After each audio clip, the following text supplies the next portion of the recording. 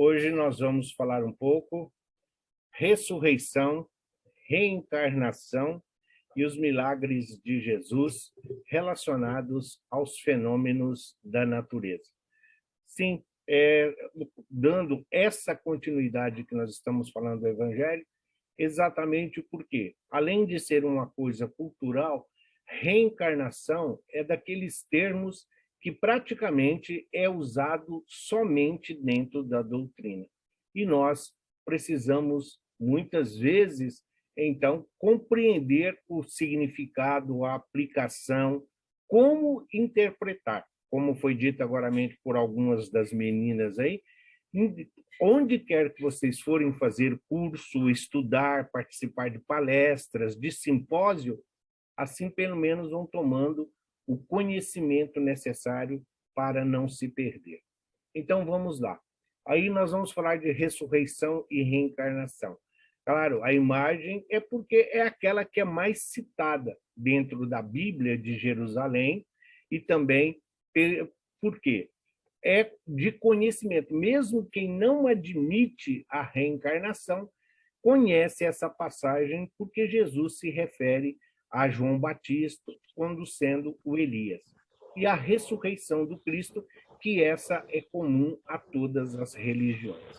E o Espiritismo? O que o Espiritismo é para nós? O Espiritismo, ele fala algo diferente do que Jesus falou? Não. O Espiritismo, ele traz alguma coisa de que Jesus deixou de falar? Também não. O Espiritismo revela as leis naturais dentro da interpretação daquilo que é conhecido como o Consolador. O Espiritismo, ele explica essas novas leis através dos fenômenos que são consequências dessas leis.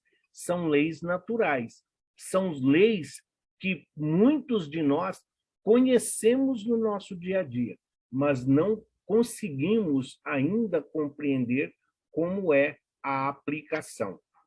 Esses fenômenos e as consequências dessas leis, exatamente, vêm do Espiritismo por quê? Porque ele explica a existência dos espíritos ou a vida depois da vida, trazendo, portanto, a intervenção de todos os espíritos no nosso mundo corporal. Pergunta de Kardec aos benfeitores: os espíritos interferem ou influenciam a nossa vida? Muito mais do que nós podemos imaginar. Então, nós estamos na busca dessa compreensão e deste entendimento. O espírito está submetido às leis que regem o princípio espiritual, portanto, a espiritualidade. E a nossa essência é espiritual, por isso, espiritualidade. Erraticidade, que muitas vezes é usado, é devido a espíritos errantes. Errantes não significa inferiores. Erraticidade é um mundo transitório onde todos os espíritos que ainda necessitam reencarnar, ali aguardam a reencarnação. O corpo físico, este é submetido às leis que regem o princípio material, a matéria, o físico, esse vaso, como Paulo de Tarso nos diz, a materialidade. Então, a parte mais grosseira da qual o espírito precisa ainda fazer uso para a manifestação divina da misericórdia de Deus, nosso Pai. A ressurreição do corpo na altura do juízo final é uma crença judaica que teve origem no século II antes de Cristo e mais tarde e até os dias de hoje muitas comunidades cristãs acreditam no dia do juízo final. Os mortos ressuscitarão, sendo que todos terão como destino o céu ou o inferno. A ressurreição dos mortos é uma doutrina fundamental em várias religiões, como o judaísmo, como o islamismo e como o cristianismo. Por isso elas são chamadas as religiões proféticas. Elas estão centralizadas em uma criatura. O judaísmo está lá fundamentado, né, na lei de Moisés, o islamismo em Maomé, o cristianismo em Cristo. Então, essa ideia do juízo final, seja os que vão ficar adormecidos, os que vão despertar, e principalmente a separação ali dos bodes e das ovelhas, essa separação que é muito comum, principalmente nas religiões oriundas ou derivadas do judaísmo e do islamismo. O cristianismo, o próprio Cristo, quando ele espiritualizou o sacrifício, então teve essa pequena alteração. Mas por que alteração? Não no fundo, mas sim na forma de se referir. A ressurreição dos mortos, principalmente esse tripé religioso, judaísmo, islamismo e cristianismo, para asseverar que existe aí algo que sobrevive ao corpo físico, que existe algo depois da noite no túmulo ou depois da falência múltipla dos órgãos. A ressurreição supõe o retorno à vida do corpo que está morto, o que a ciência demonstra ser materialmente impossível, porque os elementos deste corpo, desde há muito tempo, estão desintegrados na natureza. Então, nós estamos falando, ainda não chegamos na reencarnação, estamos falando da ressurreição. Para aquele povo, nós vamos entender o porquê que eles falavam ressurreição.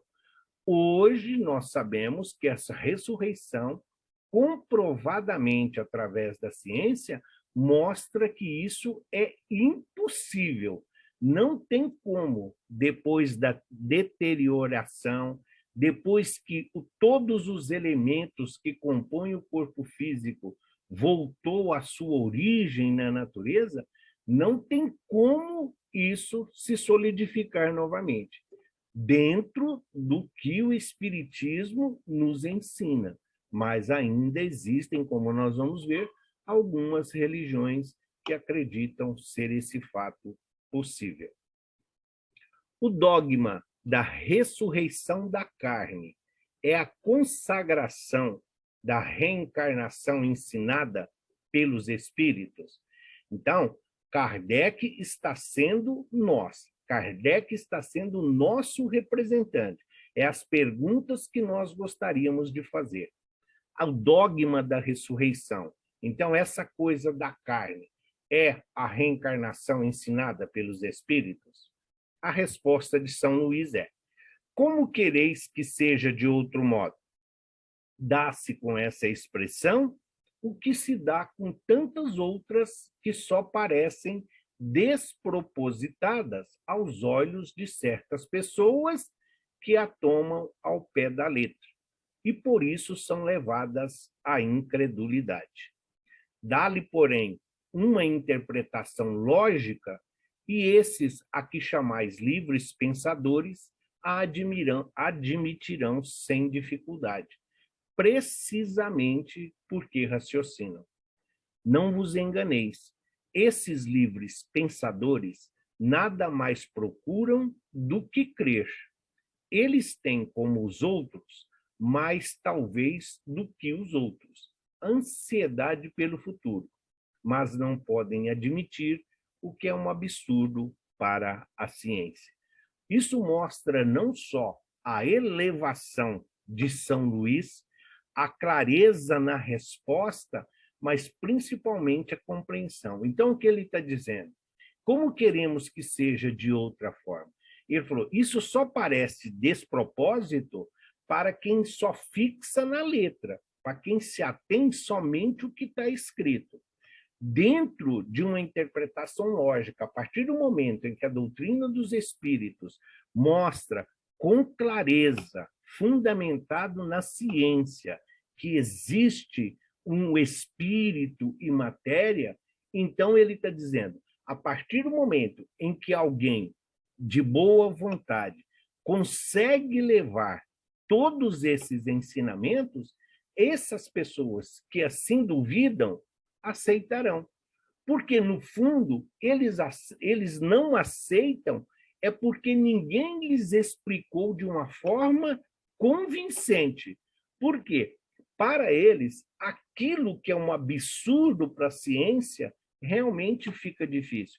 E isso, a própria doutrina espírita tem isso lá na sua revelação, tem isso como autoridade da doutrina espírita.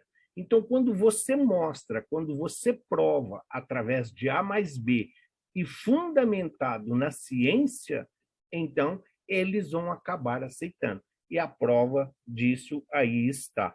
A ciência andando de mãos dadas com a religião só vem trazer a lógica, só vem trazer a fé raciocinada, o que facilita. Então, ressurreição é muito mais uma interpretação, porque não tinha a palavra à época. Então, reencarnação. Então, usava-se ressurreição. Então, a igreja, pelo dogma da ressurreição da carne, ensina a doutrina da reencarnação. Sim, todos nós que já tivemos, quem não é oriundo, quem não veio da Igreja Católica, mas já ouviu falar na ressurreição do Cristo, já ouviu falar na ressurreição de Lázaro, já ouviu falar em todas aquelas criaturas que estavam mortas segundo a carne e que Jesus ressuscitou. Então, quando a igreja diz ressurreição, eles estão ensinando, na realidade, reencarnação? É essa a pergunta de Kardec. Isso é evidente. Essa doutrina é a consequência de muitas coisas que passaram despercebidas e que não se tardará a compreender nesse sentido. Dentro em pouco, se reconhecerá que o Espiritismo ressalta a cada passo do próprio texto das Escrituras Sagradas. Os espíritos não vêm, portanto, subverter a religião como pretendem alguns, mas vêm, pelo contrário, confirmá-la, sancioná-la através de provas irrecusáveis. Então, se a igreja tem dificuldade, por quê? Eles têm os demônios, eles têm o Satanás, eles têm o inferno. Sim, isso não é só uma questão cultural. Isso vem desde a criação do papado no ano de 670. Então, eles não vão mudar essa forma, até porque são muito ortodoxos, são muito radicais, e eles teriam que se modificar totalmente se eles admitissem a autoridade e a forma de revelação da doutrina espírita. Então, para eles, o Cristo ressuscitou? Sim. Lázaro foi ressuscitado? O filho da viúva foi ressuscitado? Sim, é o que está lá. Mas por que uns podem ser ressuscitados e outros não? Somente aqueles, por que não foram todos? Só aqueles que estão ali na Bíblia relacionados? Eles não têm essa resposta, mas a doutrina espírita tem. Então, é isso que São Luís, no complemento da pergunta, ele fala. Então, o espiritismo, ele vem esclarecer, ergue o véu da ignorância, permitindo às criaturas o entendimento daquilo que era somente de uma forma alegórica. Saindo da reencarnação e passando para a ressurreição, veremos a brutal diferença entre essas duas palavras. Ressurreição vem do latim resurretione.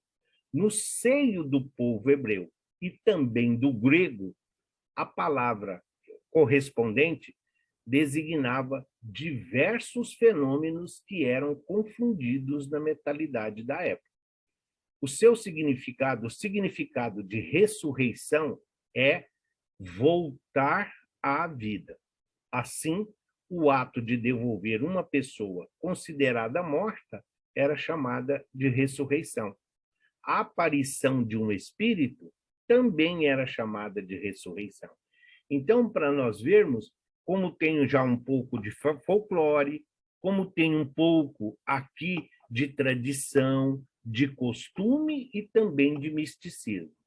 Se ressurreição quer dizer devolver a vida, voltar a viver, até aí tudo bem, desde que se completasse voltar a viver no próprio corpo.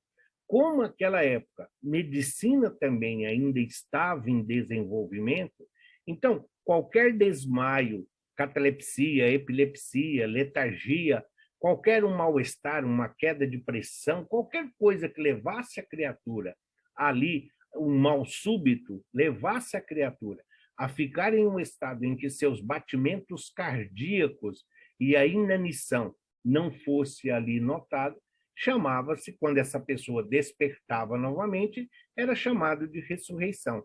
Da mesma forma, porque as aparições ou as materializações, os chamados fantasmas, os chamados assombrações, sempre existiram, porque os espíritos sempre se manifestaram, e nem todos são elevados.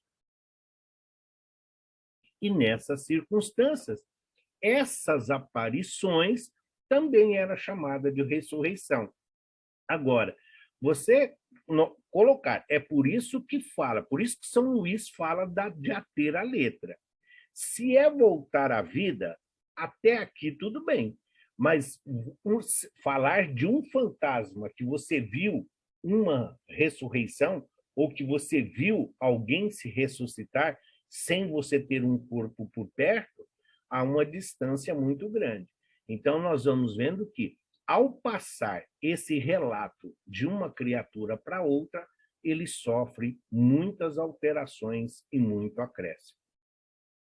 A tão falada ressurreição dos mortos não é mais do que a vulgarização da comunicabilidade dos espíritos pela mediunidade, como ocorre nos dias de hoje, quando os espíritos se comunicam por todo o mundo e a doutrina espírita está para tudo explicar. A palavra ressuscitar é fazer voltar à vida, ressurgir. Quando um médico consegue, através de massagens cardíacas ou de aparelhos, trazer novamente a vida ao corpo, chama-se, na linguagem médica, ressuscitação. E não está errado. Aí, se nós, sendo espírita, se nós discordarmos disso aqui, é ignorância. Aí é uma idiotice, vamos assim dizer. Porque o que ele está dizendo? Quando se fala não é mais do que a vulgarização da comunicabilidade, ele está dizendo por quê? Essas materializações, essas assombrações, falavam. Quantos de nós já não ouvimos alguém, um familiar, dizendo: nossa, eu escutei me chamar, ou então falou: nossa, eu vi um espírito e ele falou comigo e eu saí correndo, ou isso, aquilo, cobri o rosto, eu estava dormindo, cobri o rosto com um lençol como se isso adiantasse. Então, nesse sentido, nós conseguimos compreender. Agora, se o paciente que ali está, ele de repente teve uma parada cardíaca, eu não sou médico, mas teve uma parada cardíaca, teve um mal-estar, um choque, um trauma, e ele desfaleceu, e aí os médicos, através de medicação, através de aparelhos, massagens ou qualquer outro recurso disponível, conseguiu trazer essa criatura de volta novamente, isso sim é uma ressuscitação. Mesmo para as meninas que não são muito assim atentas ao futebol, a Eurocopa, que foi realizada há 3 meses atrás, por exemplo, num jogo da Dinamarca, teve um jogador que andando e, de repente, ele caiu. E todos os 22, os 21 que estavam ali em volta ficaram, e todos eles num desespero, porque o próprio médico falou que ele estava morto, não tinha nenhum sinal vital funcionando. foram praticamente 30 minutos ali de massagem, aparelhos, isso e aquilo, e quando ele foi retirado do gramado, ele já conseguiu fazer um sinal de positivo com os dedos. Então, com o dedo. Então, isso é uma ressuscitação, mas é o espírito voltando ao próprio corpo, diferente da reencarnação que nós vamos ver. A ressurreição é o dogma dos judeus antigos e de algumas correntes cristãs, pela qual, no final dos tempos, os despojos de todos os corpos humanos, já dispersos e reduzidos a pó, seriam novamente reunidos para a reconstituição daqueles corpos e, novamente, unidos substancialmente às respectivas almas para o julgamento final de Deus. Ressuscitar e ressurreição, Jesus sempre empregou estes termos, figuradamente, é claro, num sentido oculto aos homens e em acepções diversas, conforme os lugares, os casos, as circunstâncias e também conforme se tratava de uma morte aparente ou de dar um ensino. Aqui, muito mais por uma questão de ética, nós substituímos algumas religiões que são citadas para não criar aí nenhum preconceito, nenhuma discriminação. Mas essas religiões que ele está citando aqui, o que ele fala? Eles acreditam, sim, que o que é do pó ao pó voltará. Então, vai haver essa desintegração e vai ficar ali aquela poeira. Só que, no final, no julgamento, esses elementos vão se reunir novamente e vai formar o corpo original. Então, mesmo que você tenha um monte de areia, cada grão de areia vai voltar para o seu corpo. É isso que eles estão falando. Mesmo estando misturados ali, eles voltarão cada uma a constituir o corpo daquele, no caso, morto, para que possa ele, então, passar pelo julgamento. Jesus usou, sim, na Bíblia hebraica e em algumas Bíblias gregas que não sofreram alteração. Jesus usou, sim, na hebraica, Jesus usava o termo ressuscitar e ressurreição, mas quando se referia ao Antigo Testamento, ou então para dar algum ensinamento. Até porque Mateus, em seu evangelho, ele usava muito como referência o livro de Isaías, e Isaías fazia uso da palavra ressurreição. Como Jesus não veio derrogar a lei, então ele precisava fazer uso de um vocábulo que era conhecido de todos. Não necessariamente, como diz, empregando de acordo com a necessidade e o entendimento da situação.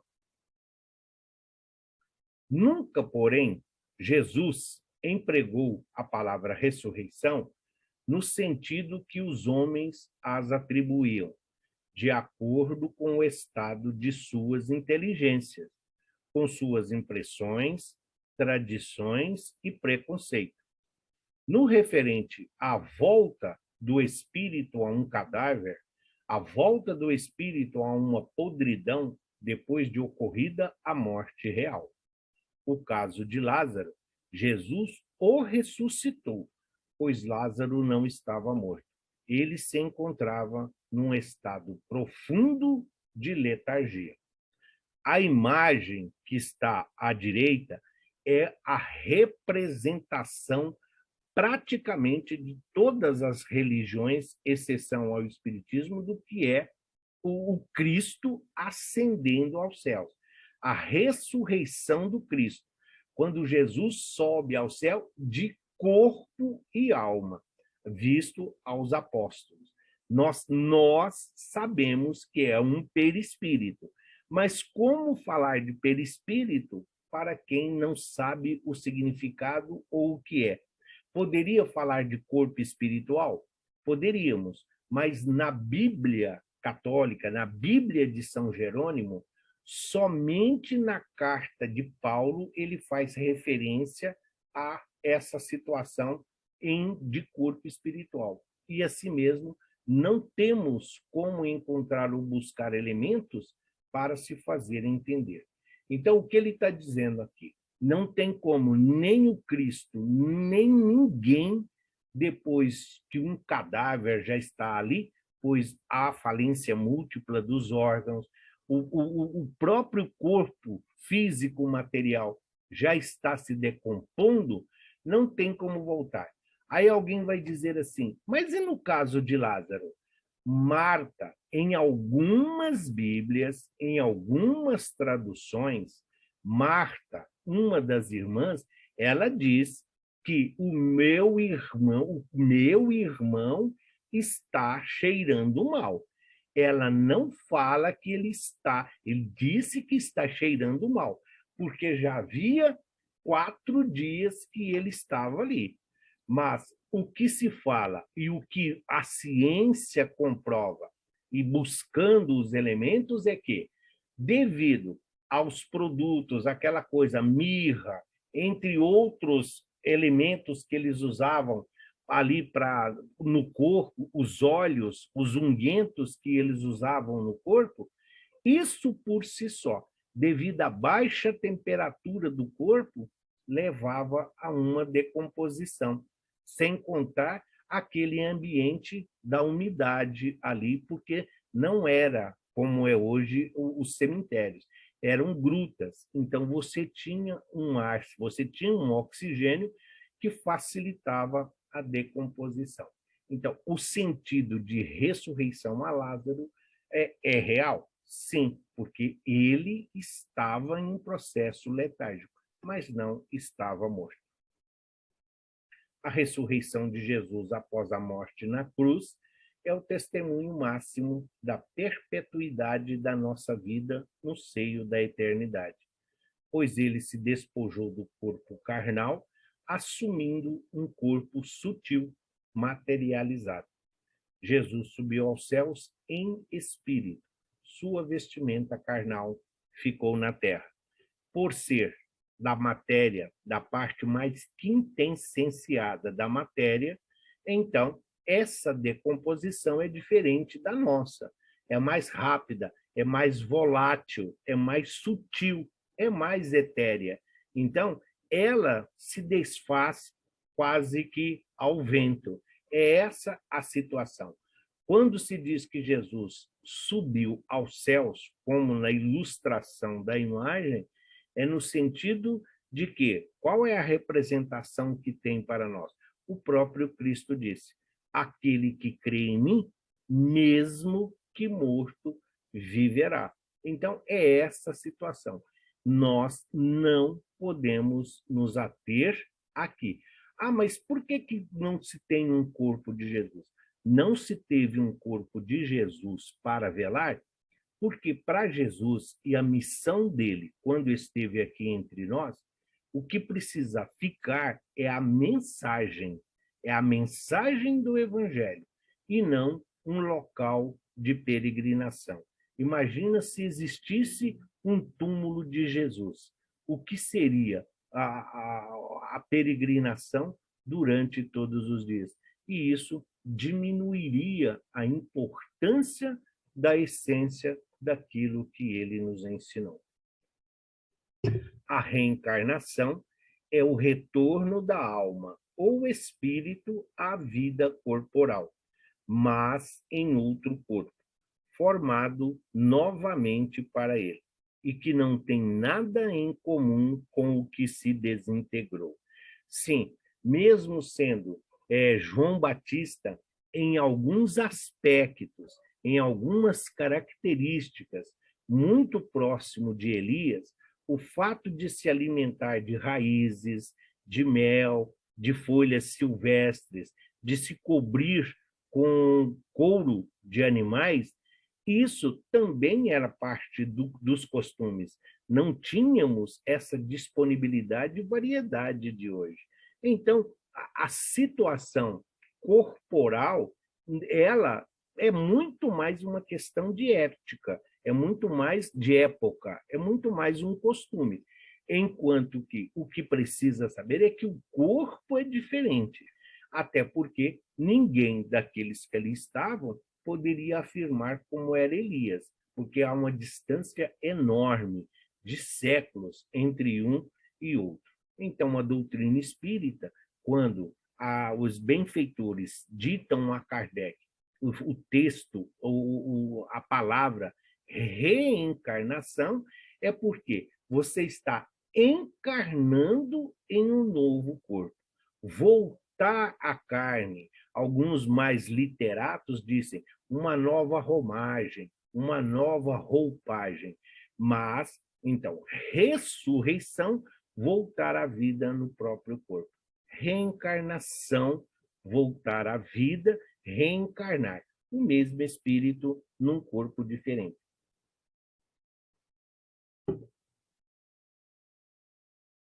Reencarnar é voltar a viver num novo corpo físico. É uma nova oportunidade de aprendizado, como prova do amor de Deus para seus filhos.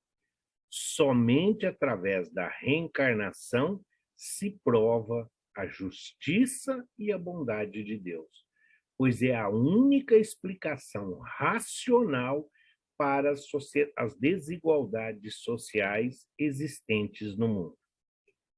Temos diferenças culturais? Sim. Temos diferenças geológicas? Sim. Temos diferenças físicas? Sim. Mas como explicar a desigualdade? Como explicar tamanhas diferenças de moral, como de conhecimento, de evolução? Quando nós olhamos, quando nós conseguimos compreender a resposta do que é Deus, a inteligência suprema, causa primária de todas as coisas, mesmo não sendo estudiosos de filosofia, nós entendemos que esta é a melhor definição e mais linda do que significa Deus. Para nós, basta compreender que ela significa que Deus é a perfeição absoluta. E como Deus, sendo a perfeição absoluta, para uns dor e sofrimento, para outros alegrias e realizações, para uns miséria, para outros afortunados, para uns uma vida de alegrias, de sorriso, de paz e de harmonia, para outros tribulação, para outros angústias, para outros mesmos desespero. Então, somente a reencarnação pode explicar tamanhas diferenças. É esse sentido que nós precisamos dar. Reencarnação seria uma síntese da lei de amor, a lei de justiça e a lei de igualdade que está contida dentro das leis morais lá no Livro dos Espíritos. Então, mesmo que as pessoas não consigam definir Deus, não consigam definir o Cristo, basta olharmos à nossa volta e nós vamos ver tamanhas diferenças. As situações em que hoje nós vivemos, o nosso cotidiano, então, nós vamos compreendendo que tem uma mente superior que está no comando de tudo isso. E essas diferenças só são explicadas através do nosso livre-arbítrio, porque nós vivenciamos isso todos os dias. Se nós deixarmos R$ 100 ali na rua e passar 10 criaturas, essas 10, cada uma vão agir de uma forma. Umas vão pegar o dinheiro, vão pôr no bolso e vão embora, não vão nem olhar para trás. Outras vão olhar e vão ver se tem alguém olhando. Outras vão pegar e vai perguntar se é de alguém que está vindo, vai perguntar se aquela pessoa que está lá na frente, se foi ela que perdeu. Cada um vai falar, oba, nossa, eu não tinha o que comer em casa, vou comprar. O outro, então cada um vai reagir de uma forma. E como é isso? Exatamente, Isso significa evolução. Ah, quer dizer, então, quando nós achamos dinheiro, você não pode ficar? Ninguém falou isso. Mas você tem que esgotar todos os recursos para você conseguir encontrar o que é. Afinal, não sendo nosso, mas se você encontrou, sim, depende de como você vai usar.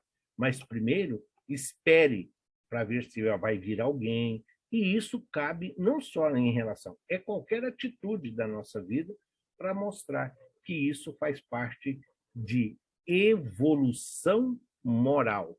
Não é questão de certo e errado, é moral que isso se apresenta. A reencarnação é uma lei da natureza, e somente ela pode dizer ao homem de onde ele vem, para onde ele vai e por que está na Terra. Somente ela pode justificar as desigualdades e todas as injustiças que aparentemente a vida se apresenta. Só a reencarnação justifica tantas diferenças.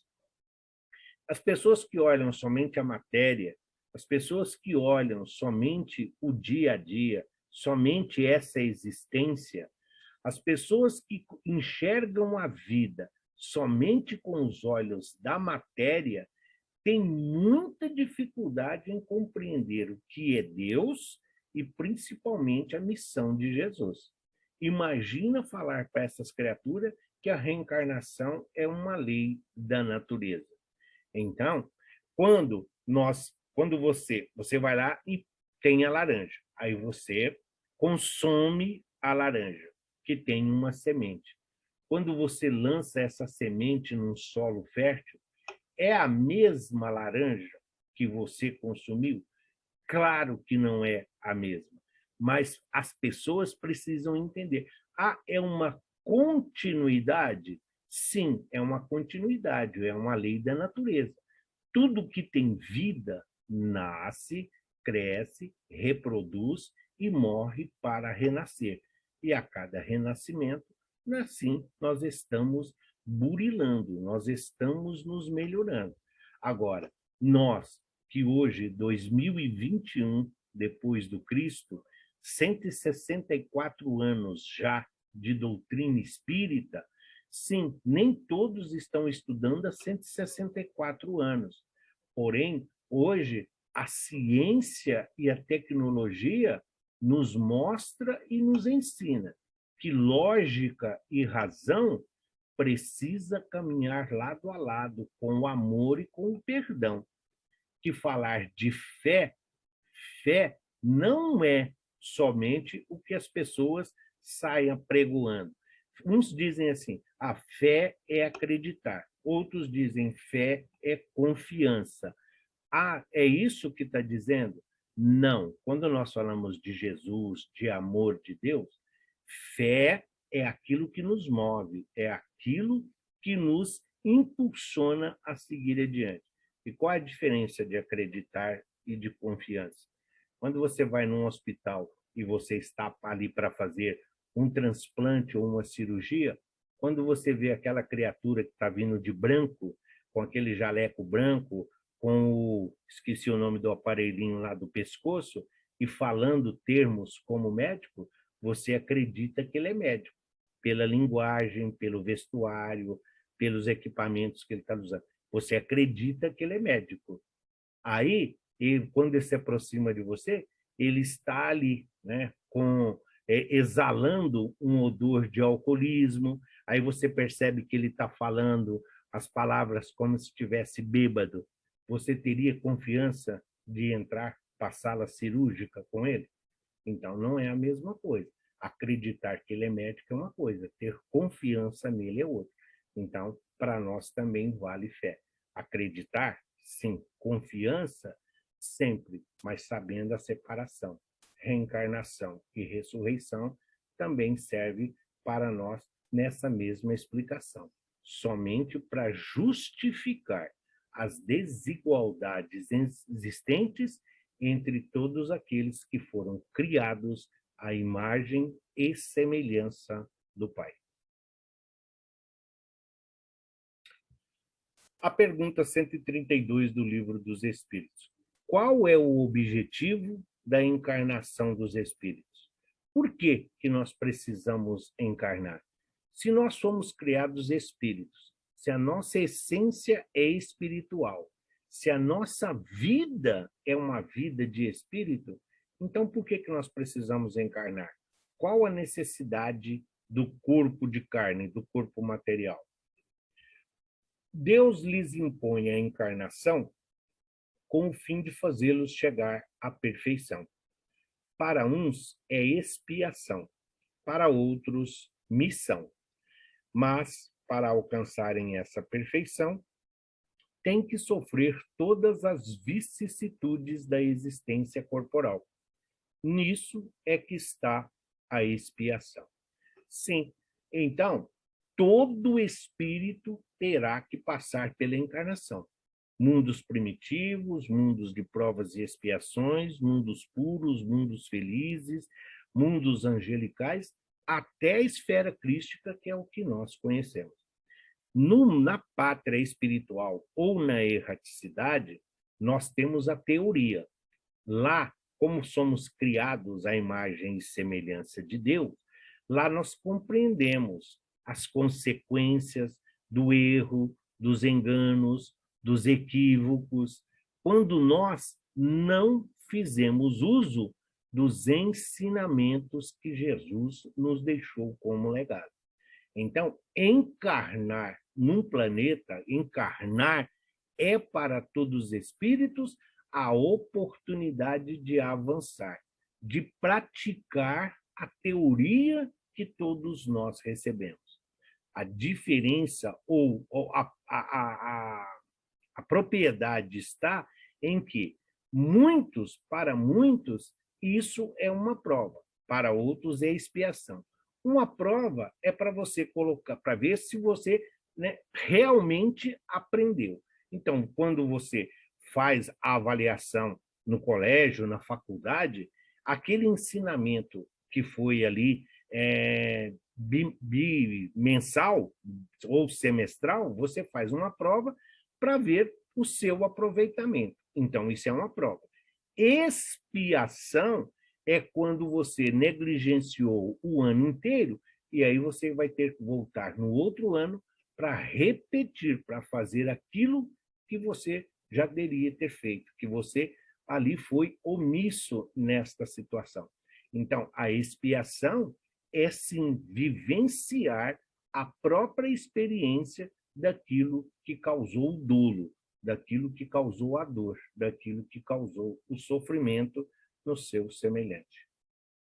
Visa ainda outro fim a encarnação, o de pôr o espírito em condições de suportar a parte que ele toca na obra da criação.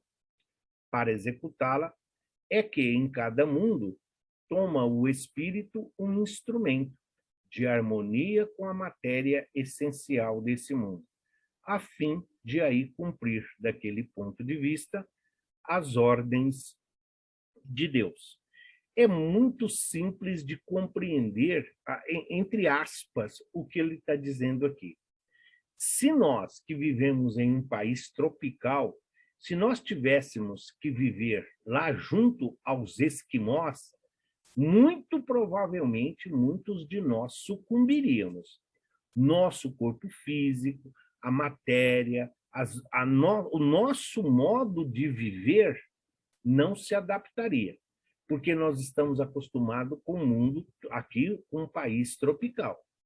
Porém, se nós reencarnarmos como esquimó, nós vamos passar tranquilamente, porque nós já vamos estar integrado àquele modo de vida. O nosso corpo material estará pronto para suportar todas as dificuldades e todas as intempéries daquelas temperaturas baixíssimas que está lá.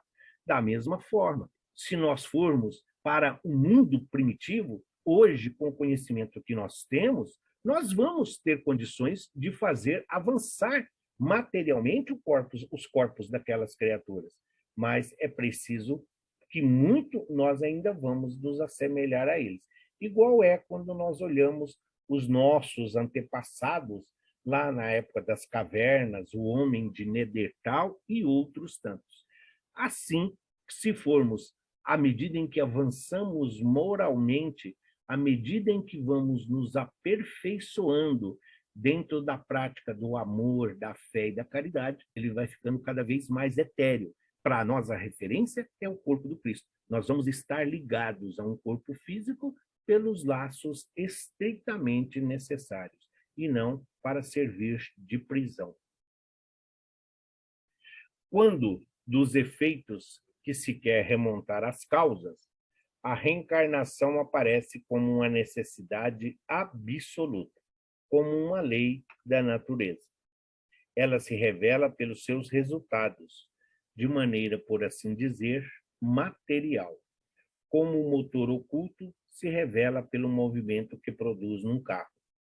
Somente ela pode dizer ao homem de onde ele vem, para onde vai, porque se encontra na Terra, e justificar todas as anomalias e todas as injustiças aparentes da vida. Sem a reencarnação, a maior parte das máximas do Evangelho são ininteligíveis e por isso tem dado motivo à interpretação tão contraditórias. Esse princípio é a chave que deve restituir-lhes o verdadeiro sentido. Quando nós olhamos o exemplo que ele está dando, quando nós olhamos o carro parado, é uma coisa. Para nós, ali é somente um monumento. Ali está somente algo material. Quando nós olhamos esse carro em movimento, nós acreditamos que existe algo que está impulsionando esse movimento, todo esse deslocamento. Isso é o motor, mas ninguém vê o motor que está ali, mas sabe que ele é o responsável por esse movimento de energia, por essa geração, essa combustão que vai fazer esse movimento. A mesma coisa. Então, é isso que ele está falando em relação à reencarnação. Se nós não reencarnarmos, então por que se melhorar nessa? Por que praticar o bem? Por que procurarmos ser criaturas melhores? Se tudo vai voltar a ser como antes, se tudo vai ter que começar do ponto de partida, se tudo vai começar novamente do início. Então, quando nós olhamos essas anomalias, essas diferenças que ele está dizendo, não é só diferença de aprendizado. O próprio Cristo, entre os seus apóstolos, ele não tratava todos iguais. Ele sabia que Pedro tinha uma fé inabalável, da mesma coisa que ele sabia que Tiago era radical em relação aos seus conhecimentos e à fé que ele processava. Da mesma forma que ele entendia que João, por ser um adolescente, ainda precisaria assentar, ainda precisaria de toda a experiência para compreender a magnitude de uma existência, mas tudo ao seu tempo, tudo de acordo com a necessidade. Então, a reencarnação, ela explica as diferenças e mostra como nós devemos nos portar. Se hoje, sabendo que hoje nós somos o efeito do que causamos ontem, então, sabendo que temos um futuro, só depende de nós. O que significa que nós podemos, então, programar a nossa próxima reencarnação? Sim, de acordo com os nossos atos, de acordo de como nós estamos vivendo hoje. É esse o sentido da reencarnação. Quando todas as criaturas compreenderem o objetivo da reencarnação, assim nós já vamos começar, então, podemos dizer que estamos no mundo de regeneração, onde praticar o bem, praticar a caridade, exercitar a fé e distribuir amor já não é esperando prêmio, não é esperando uma recompensa, mas é algo que todos nós estaremos fazendo naturalmente. Cada reencarnação é minuciosamente planejada pelos espíritos superiores, para dar a máxima oportunidade do espírito reencarnante se desenvolver e obter o máximo de proveito de sua encarnação. É uma prova da justiça de Deus que dá inúmeras oportunidades para o espírito se aperfeiçoar, em vez de mandá-lo para o céu ou o inferno eterno. E isso sim. Então, esses dogmas, todas essas crendices, todo esse fanatismo, todo esse misticismo que existe em relação ao mundo espiritual, ele vai por água abaixo quando se fala da reencarnação. A reencarnação é para todos nós, é um recomeço, mas de onde nós paramos. Então, se você está em uma viagem daqui para o Rio de Janeiro, por exemplo, quando você para no posto para abastecer, para tomar um café, para tomar uma água, você não vai voltar aqui no ponto de partida novamente. Você parte de onde você estacionou e segue a viagem. É isso a reencarnação. Não se perde o que foi feito. Então, a cada reencarnação, nós começamos de onde paramos na nossa vida pretérita. Porém, com muito mais conhecimento, com novos recursos, com a nossa nova jornada, e muitas vezes com alguns companheiros que já estiveram conosco e outros, alguns que vão facilitar o término da viagem, outros que virão exatamente para que nós possamos ajudá-los neste trajeto. Então, não existe essa coisa de ir para o céu ou o inferno eterno, não mostra o que é a perfeição absoluta. Se Deus tivesse criado uns para a glória eterna, uns somente para os campos elíseos, somente para o Éden, somente para o paraíso, e outros para o inferno, outros para a dor, outros para o sofrimento, outros para a lágrima, onde estaria a perfeição? Então, compreender reencarnação, ressurreição, é também compreender a lei divina, é compreender a missão do Cristo quando caminhou aqui entre nós. Jesus nos apresentou um Deus de amor e de bondade, justo e misericordioso? Sim, mas ele também nos deixou ensinamentos de como compreender e de como enxergar esse Deus agindo em nossa vida diária, no nosso dia a dia. Pois é, finalizado essa parte de voltar à vida, essa parte de epilepsia, aí nós vamos compreender. Por quê? Porque nós estamos falando de milagres de Jesus. Nós estamos falando a própria ressurreição do Cristo é considerado um grande milagre, como todos os outros citados. A filha de Jairo, Naim. E agora nós vamos ver esses, mas a explicação da doutrina espírita e a explicação que os benfeitores trouxeram a Kardec, famosos milagres de Jesus, os relacionados à natureza. Foram fecundos em milagres os séculos de ignorância, porque se considerava como sobrenatural tudo aquilo cuja causa não se conhecia. À proporção que a ciência revelou novas leis, o círculo do maravilhoso foi se restringindo. Mas como a ciência ainda não explorara todo o vasto campo da natureza, larga parte dele ficou reservado para o maravilhoso. Assim, o Espiritismo ensina que Deus manifesta o seu poder, não pela derrogação de suas leis, como pretendem os teólogos, mas pelo seu cumprimento. Se os nórdicos acreditavam quando o trovão ribombava, o que acontece? Eles falavam que eram Thor, quebrando ali, batendo com seu martelo nas nuvens, para que então se fizesse a chuva. Sim, é os séculos da ignorância.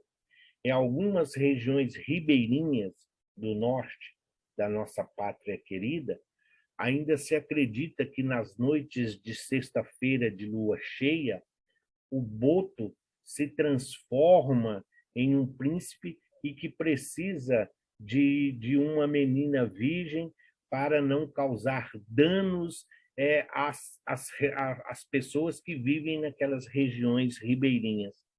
Tudo isso é para se esconder aquilo que hoje nós conhecemos como pedofilia, como exploração sexual, como abuso de vulnerável. Tá, hoje nós conseguimos compreender isso. Agora, não é qualquer um também que vai poder chegar lá e querer mudar, porque você querer afrontar, querer entrar sem os recursos necessários, sem a devida maturidade daquelas criaturas, nós vamos compreender muitas das parábolas de Jesus. Quando convidou para a festa, por exemplo, e mataram os convidados, um quis ir porque ia cuidar do campo. Então, nós precisamos tomar muito cuidado. Então, os milagres, sim, todos eles são lei natural. À medida que a ciência, à medida que a tecnologia nos proporcionou, muitos desses milagres foram, então, sendo explicados, como a ressurreição de Lázaro, como a ressurreição da filha de Jairo. Porém, nem tudo pôde ser explicado. Era preciso esperar. Os espíritos reencarnando dentro de uma nova época, de uma nova era, fazendo uso da informação que eles já tinham. Porém, muitas igrejas, muitas denominações religiosas continuaram dentro da crendice, propagando e sendo conivente com esses erros, com esse fanatismo, porque lhes eram interessantes. Mas à medida em que o véu da ignorância vai se dissipando, então nós compreendemos que nós podemos e devemos pensar e agir sem ter que necessariamente aceitar tudo que está sendo imposto. Poderiam as milagres? Será que as religiões, as igrejas, os templos e, por que não, também as casas espíritas faz milagre? Sim, você leva para a criatura que já foi em tudo quanto é igreja, já foi em tudo que é denominação, aquele ente querido, aquele familiar amado, e aí você leva na casa espírita e ali é realizado uma desobsessão, onde os obsessores, onde esses credores de dívida, quando são esclarecidos e encaminhados, então esse familiar querido está liberto. Ele volta à sua vida normal, ao convívio dos seus familiares. Se eles não são espíritas, se não tem, para eles foi um milagre. Nós sabemos que não. Nós sabemos que ali foi realizada uma desobsessão, tem um vínculo de vida pretérita, que existe um perseguidor, que é a lei de causa e efeito, ação e reação. Mas nem todos estão em condições de compreender isso agora. Assim que ele saiu do tratamento, ele vai ser encaminhado para as palestras, para tomar conhecimento, encaminhado para os estudos, exatamente para que possamos dizer a ele aquilo que Jesus recomendou a todos nós. Vá e não erres mais, para que não te aconteça ainda um mal maior. Poderiam as religiões viverem, então, sem os chamados milagres?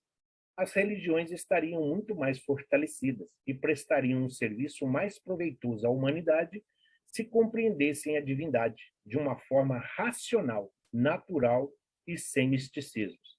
A exibição de milagres tornou-se, como temos visto, um objeto de disputa para se saber qual é a religião que deve prevalecer. Aquela que promete mais milagres, aquela que realiza mais milagres, essa então seria a melhor. Por que a maioria delas tem-se um Cristo crucificado? Aquilo ali não é um prêmio, a crucificação do Cristo não é um prêmio. A crucificação do Cristo era a forma que o Império Romano impingia a todos aqueles que, segundo eles, afrontavam. era a pior forma de condenação. A mais humilhante que você poderia impor a uma criatura era a crucificação. Então, essa ideia do Cristo crucificado tem um significado. Todas as vezes em que você afrontar uma autoridade, olha o que você vai ganhar. Por mais que você seja bom, por melhor que seja você, se você não cumprir aquilo que a autoridade, que o poder determina, você vai ser crucificado. Não, nós sabemos que não é assim. A doutrina espírita nos explica que cada um de nós está hoje vivenciando exatamente dentro da reparação, porque nós estamos nos procurando reconciliar-se com a lei divina. Então, poderiam, sim, se apresentassem esse Deus que é todo poder, esse Deus que é todo bondade, esse Deus, esse Pai amoroso, diferentemente daquele Deus cruel, vingador de Moisés, muitas das criaturas talvez mudassem as suas concepções. É por isso que se diz comumente, a igreja, os templos e, por que não, as casas espíritas, elas têm muito mais pessoas que estão lá por medo do inferno, por medo do castigo, do que propriamente para aprender o significado de amar ao próximo como a si mesmo. Falanges de espíritos em evolução trabalham ativamente, zelando pela manutenção dos reinos da natureza, o mineral, o vegetal e o animal. Os fenômenos atmosféricos também são presididos por pleiades de espíritos sob a orientação superior, encarregados de manterem o equilíbrio planetário.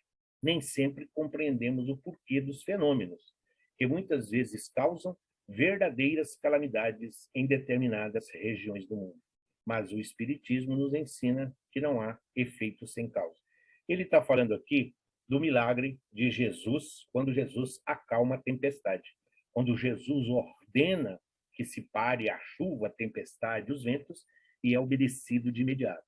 No próprio Livro dos Espíritos, está lá dizendo dos fenômenos da natureza e aquilo que nós conhecemos pelos elementais. Nós sabemos que os elementais são aí os chamados princípio inteligente ou princípio espiritual, que ainda não contém ou não possui o livre-arbítrio. Então, eles estão nessa faixa intermediária entre o animal e o hominal, sempre dirigindo por mentes superiores, por espíritos encarregados de fazer com que eles avancem dentro do conhecimento e da informação. Então, esses espíritos, eles são condicionados. Os elementais, eles não têm noção se é certo ou errado. Eles simplesmente obedecem a uma ordem de comando. Eles obedecem aquilo que lhes é pedido. É nesse sentido que está falando. Então, ele está falando, mas o tsunami? Sim, o tsunami, os terremotos, os tremores, tudo isso está relacionado aos fenômenos naturais, mesmo se tratando de flagelos naturais, mas são mentes, são prepostos do Cristo, são auxiliares que estão ali, realizando aquilo que o Cristo delegou a eles a responsabilidade de zelar. Por conseguinte, os fenômenos tais como tempestades, terremotos, maremotos, inundações, são orientados por entidades espirituais em obediência a desígnios divinos, visando o apressamento da evolução, não só do planeta, como também das populações atingidas. Jesus aqui não fez nenhum milagre ao apaziguar a tempestade. Ele usou apenas de seu conhecimento das forças que regem o universo e de sua superioridade moral, para ordenar aos orientadores invisíveis da atmosfera que fizessem cessar a tempestade. E Jesus, ele não só era conhecido por esses que estavam sob as suas orientações, sob a sua supervisão. Quando Jesus está se dirigindo à região de Gadara, os gadarenos, como se diz, aquela legião de espíritos que estavam ali, envoltos daquele jovem que o pai vai solicitar ao Cristo, quando Jesus indaga, ele diz, nós somos uma legião. A maioria das desobsessões do Cristo, os espíritos diziam, Jesus, o que quer de nós?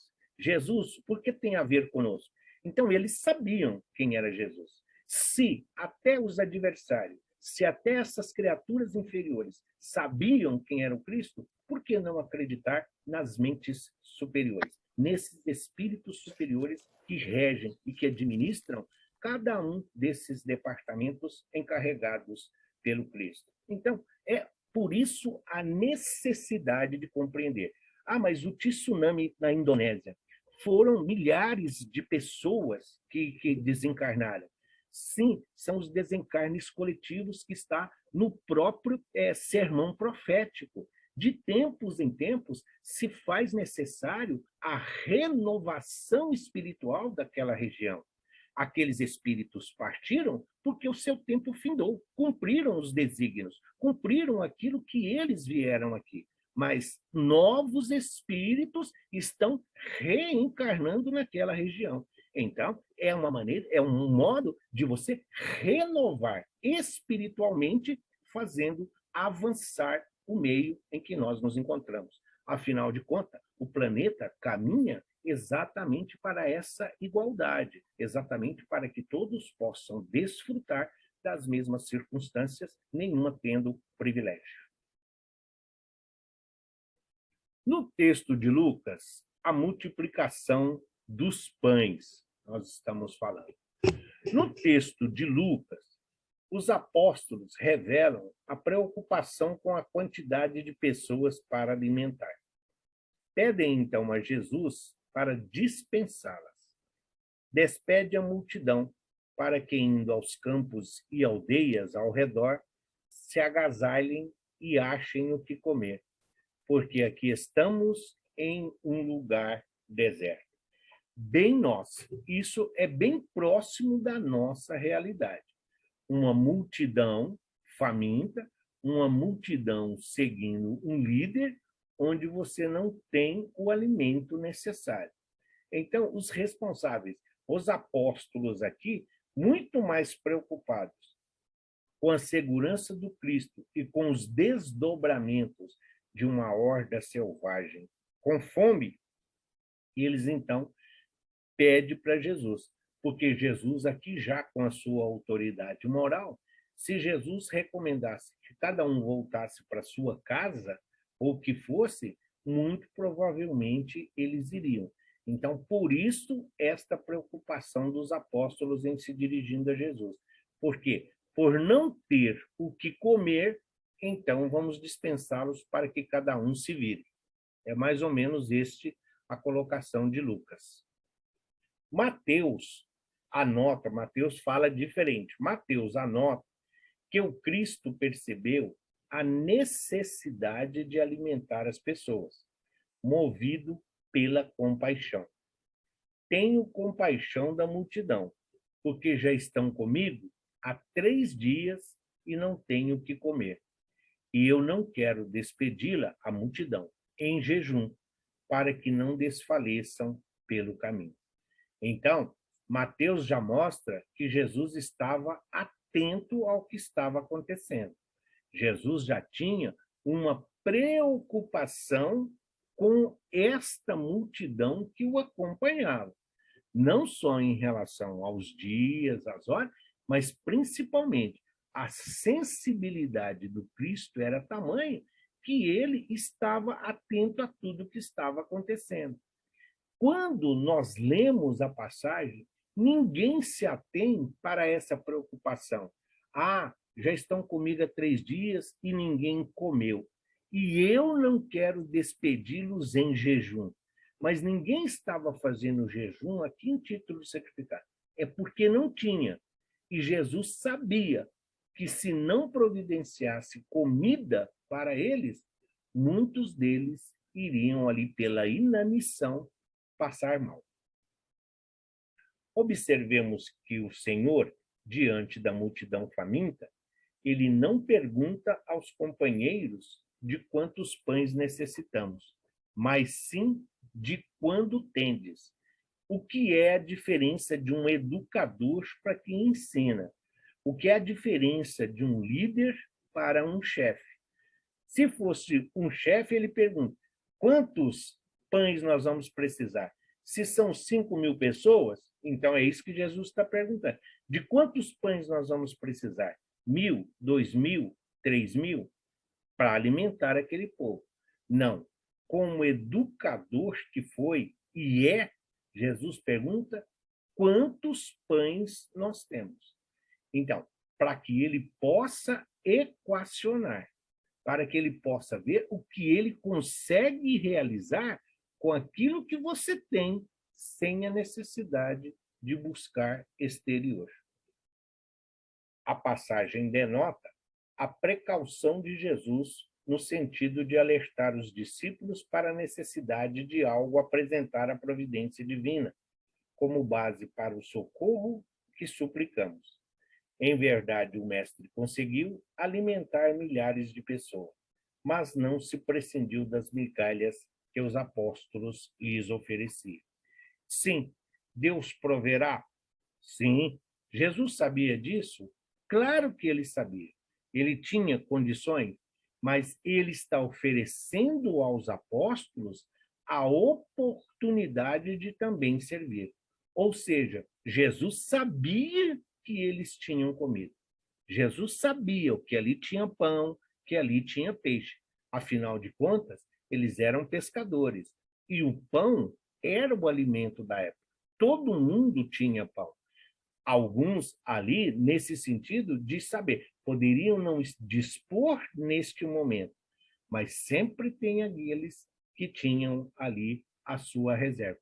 E Jesus queria exatamente combater o orgulho, o egoísmo. Você tem que estar escondendo. Então, mesmo que você tenha pouco, ofereça. Se você oferecer um pouco e cada um oferecer um pouco, nós vamos ter bastante ou suficiente para alimentar a todos. Kardec considera a possibilidade de Jesus ter eliminado a sensação de fome não por materialização de pães e peixes, mas pela irradiação de suas energias magnéticas sobre a multidão. Não podemos esquecer, contudo, que em outras oportunidades Jesus agiu sobre as propriedades da matéria, modificando-a, tal como aconteceu na transformação de água em vinho nas bodas de Canaã.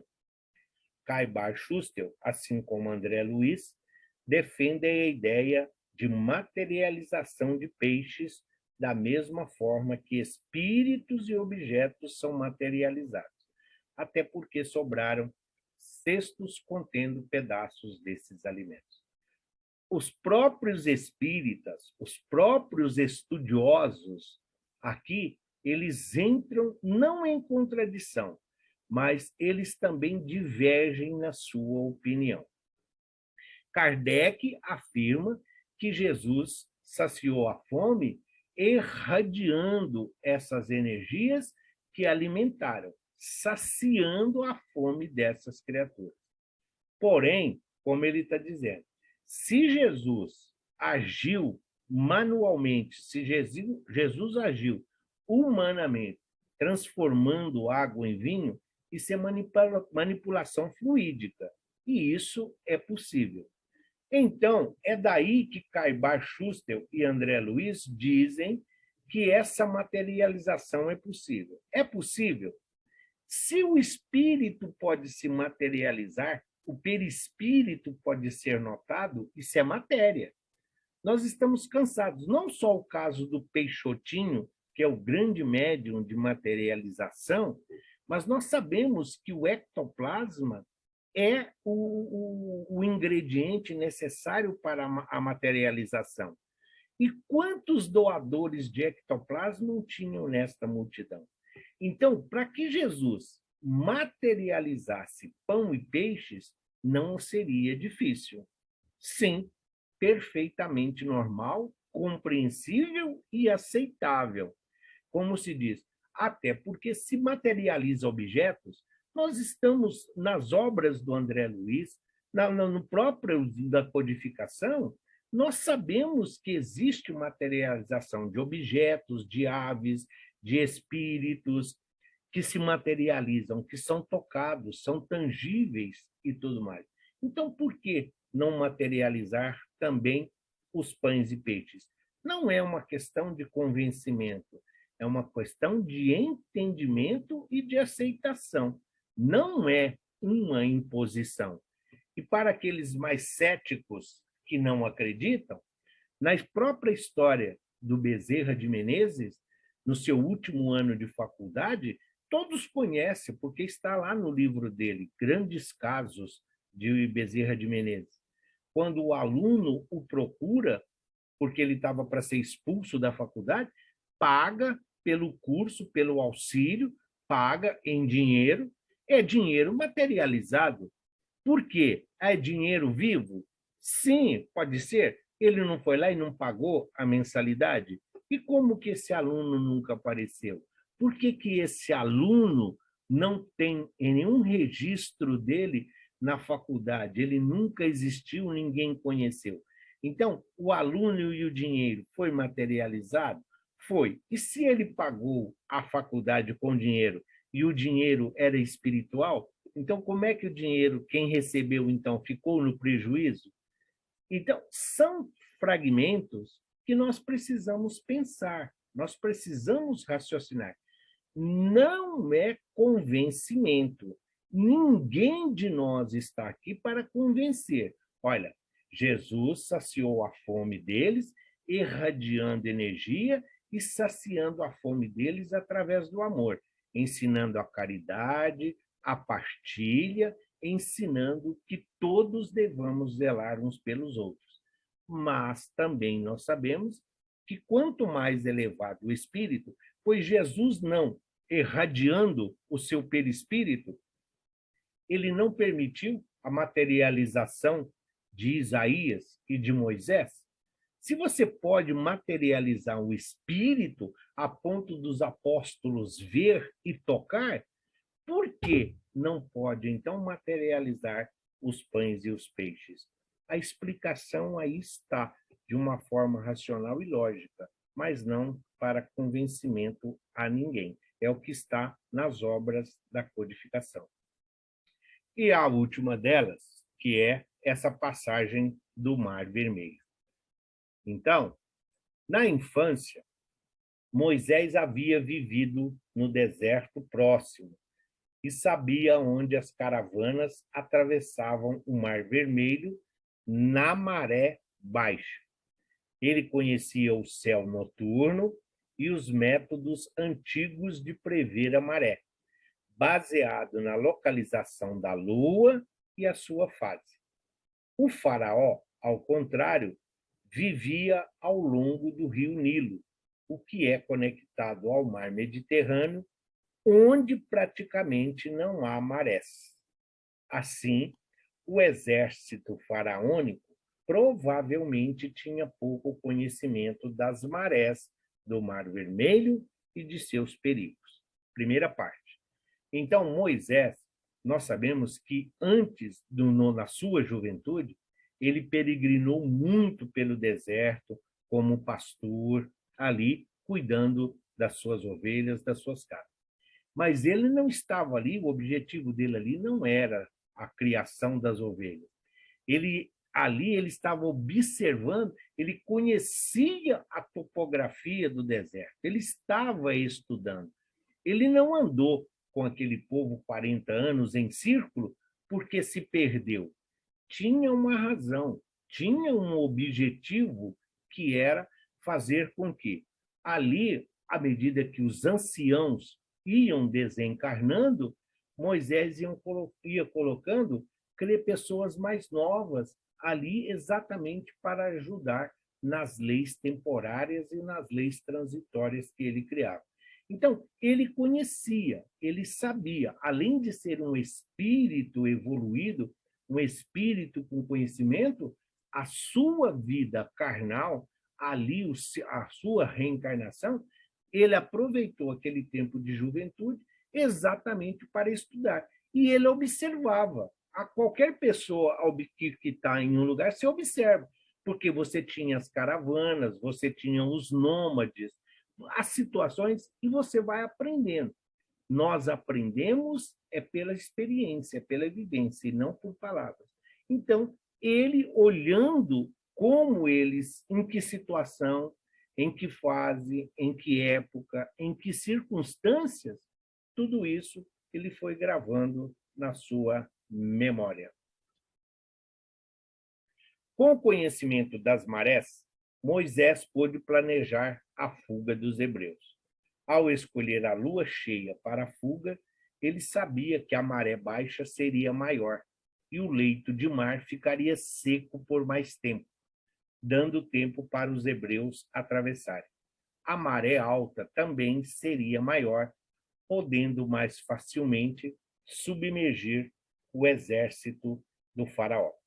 Para quem está assim, com dificuldade de compreensão ou de aceitação, quando você for na praia, observe como as marés, a 3 horas, elas vão e voltam, elas vão e voltam. Em algumas regiões, como do nosso Nordeste, quem vai em excursão, você vai pela manhã e você só pode voltar no início da noite, porque quando você vai, você tem um caminho que você pode fazer. Só que durante o dia, as marés vêm e cobrem ali de água, que só vai voltar novamente a apresentar terra no início da noite. Então, se hoje nós sabemos disso aqui, por que não naquela época, e sendo Moisés quem era? Então, nós vamos compreendendo que a Bíblia não é só lenda, que a Bíblia não é só misticismo. Nós vamos entendendo que Jesus sabia perfeitamente a quem escolher em todas as determinações e as necessidades do povo por ele escolhido. O cálculo do tempo foi crucial.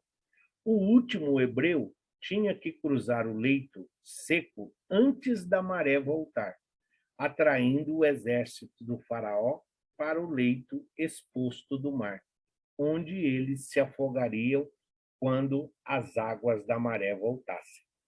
Se as bigas chegassem antes da maré voltar, Moisés teria planejado alguma maneira de retardá-las. Se o exército chegasse depois de a maré ter voltado, ele teria atravessado os hebreus e depois, na próxima maré baixa, enviado alguns de seus melhores homens através do leito seco para atrair as bigas do faraó. Em qualquer circunstância da nossa vida, nós temos 3 etapas. Você precisa elaborar, depois você precisa planejar e você precisa executar. Nem tudo aquilo que é elaborado é bem planejado e ainda, melhor ainda, executado. Às vezes é muito bem elaborado, é até bem planejado, mas executado de uma forma que não corresponde. Então, Moisés, quando os filmes e quem lê, simplesmente, olha, agora você pode sair, está todo mundo liberto. Tudo tem dia, tudo tem hora, tudo tem o seu momento. Não existe acaso, é um processo.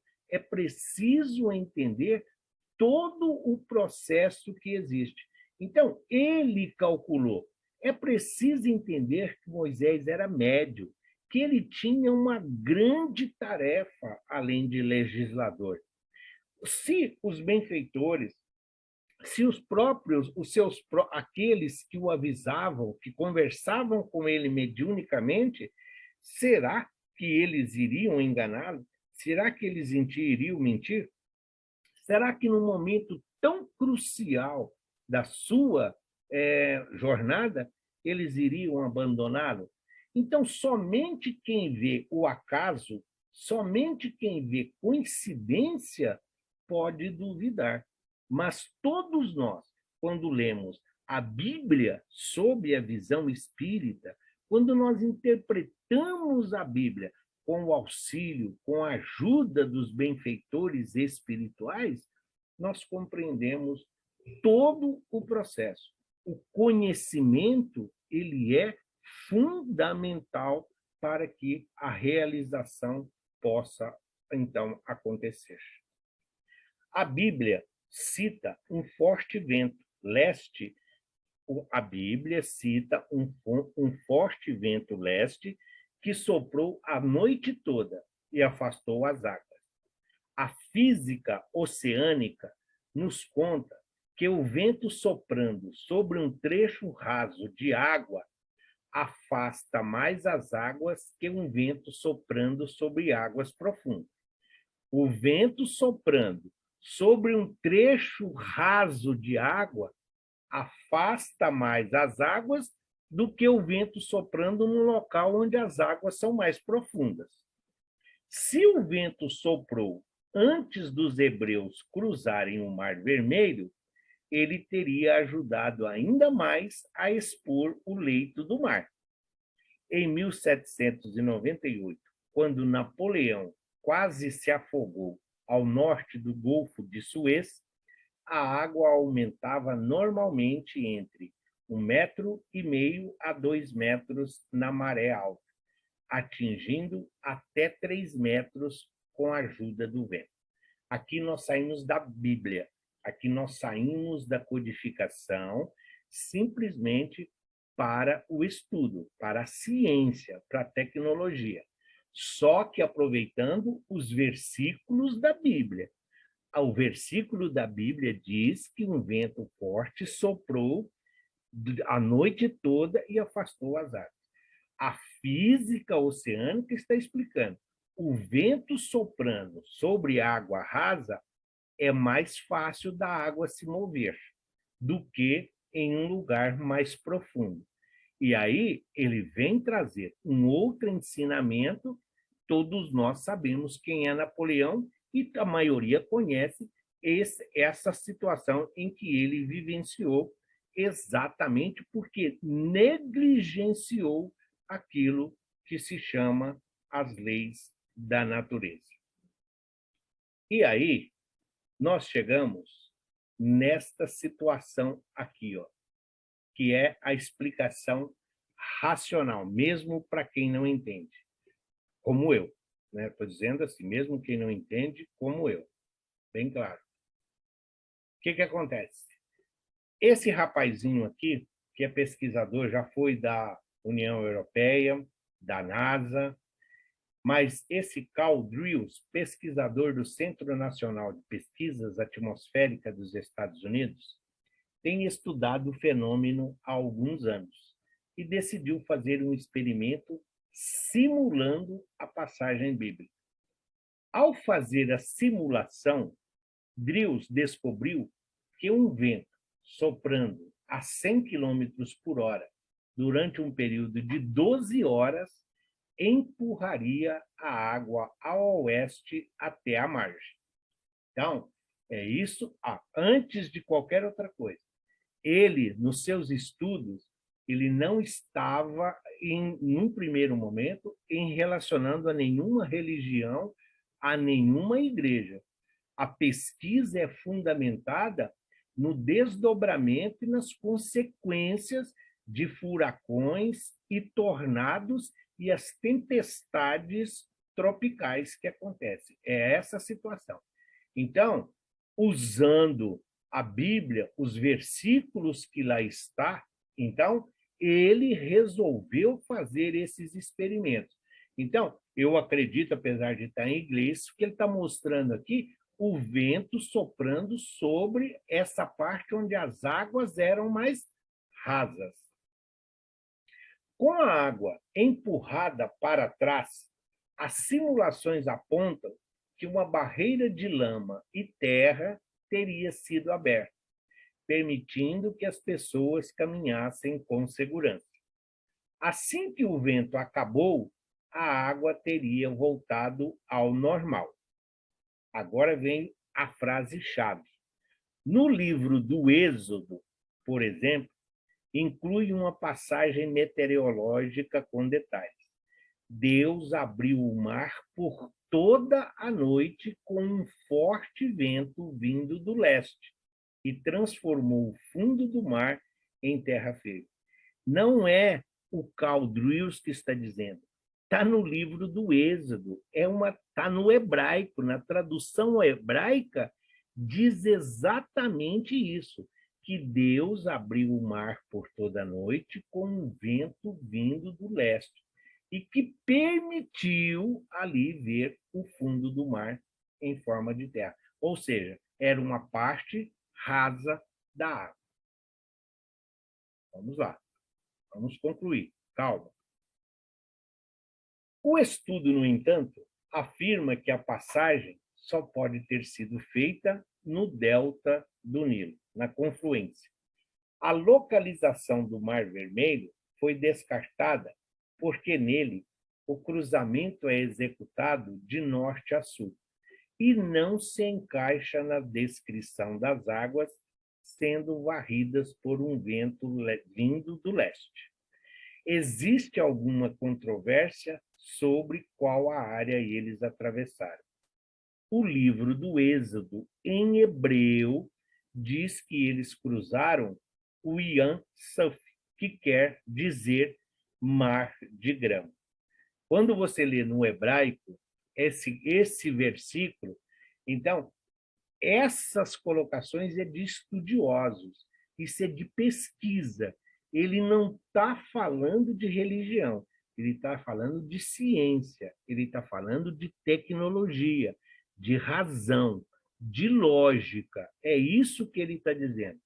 Se ele, muitas vezes as pessoas falam assim: onde você vai?